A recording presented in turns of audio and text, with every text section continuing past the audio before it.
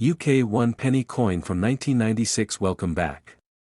Today's journey takes us into the world of British coins once again, and this time we're looking at the often overlooked but historically steady UK 1 penny from the year 1996.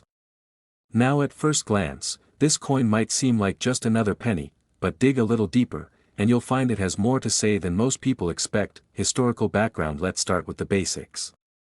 The 1996 1 penny coin was struck as part of the decimal coinage system introduced in the UK back in 1971. By 1996, the penny had already undergone a major shift from its original bronze form to the more cost-effective copper-plated steel version. That switch happened in 1992, so all standard 1996 pennies are magnetic. They're made of steel on the inside, covered with a thin layer of copper on the outside, enough to keep that familiar reddish tone, but magnetic if you put them to the test. Design of the coins. On the obverse side of the coin, you'll see the portrait of Queen Elizabeth II, designed by Raphael Maclauff. This was the third official portrait of the Queen used on UK coinage and shows Her Majesty wearing the royal diadem, facing to the right. Around the edge, you'll find the inscription Elizabeth II DG Reg FD 1996, meaning Elizabeth II, by the grace of God, Queen, Defender of the Faith.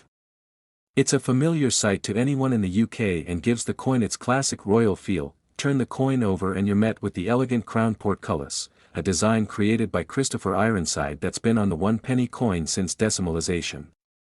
The portcullis is a gate with chains, symbolizing the Palace of Westminster and the strength of the British Parliament.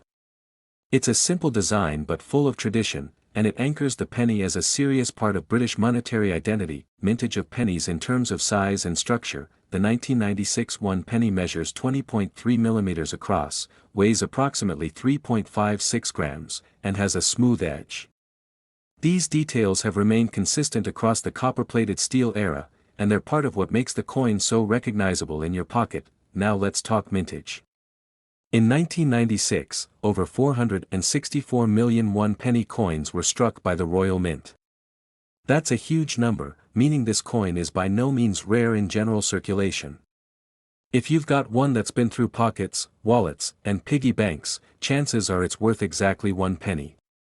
But as always in the coin world, condition and uniqueness can change everything. That a standard 1996 penny in circulated condition won't sell for more than face value, but one in uncirculated or brilliant uncirculated condition, no scratches, no discoloration, and a shiny mint finish, could sell for £100 to £3,000 or more.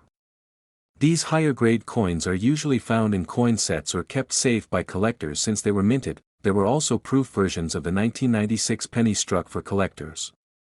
These coins have highly polished surfaces and sharp detailing, and they were never meant for general use. If you have one of these, especially in its original packaging from the Royal Mint, its value could be anywhere from £500 to £1,000 depending on condition. Bearer coins. Now let's talk about something every collector gets excited about: errors. While there haven't been any major nationally known errors from the 1996 1 penny, mistakes during minting are always possible.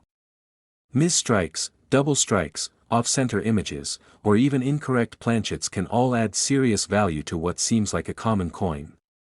If you spot a 1996 penny with anything unusual, like missing details, strange rim shapes, or misaligned sides, don't ignore it.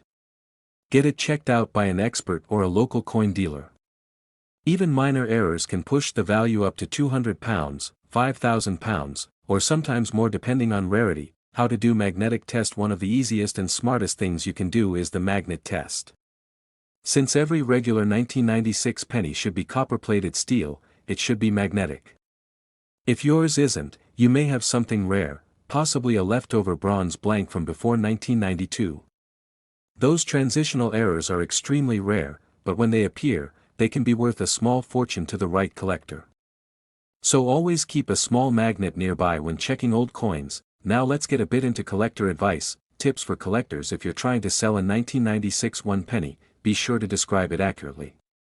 Mention if it's circulated or uncirculated, include clear photos, and if it's part of a coin set, say so. And don't forget to test and share whether it's magnetic or not. That single detail could change the value completely. If you're buying, aim for coins in natural condition. Avoid polished or cleaned examples. A little wear is fine if the coin still has good detail, but artificial shine usually lowers the value.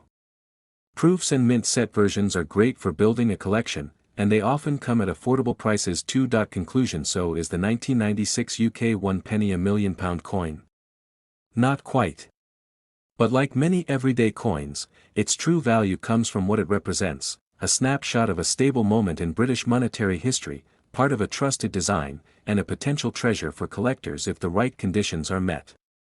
And who knows, the more these coins disappear from circulation over the decades, the more desirable the best examples may become in the years ahead. Thanks for joining me today for this closer look at the 1996 UK 1 penny coin.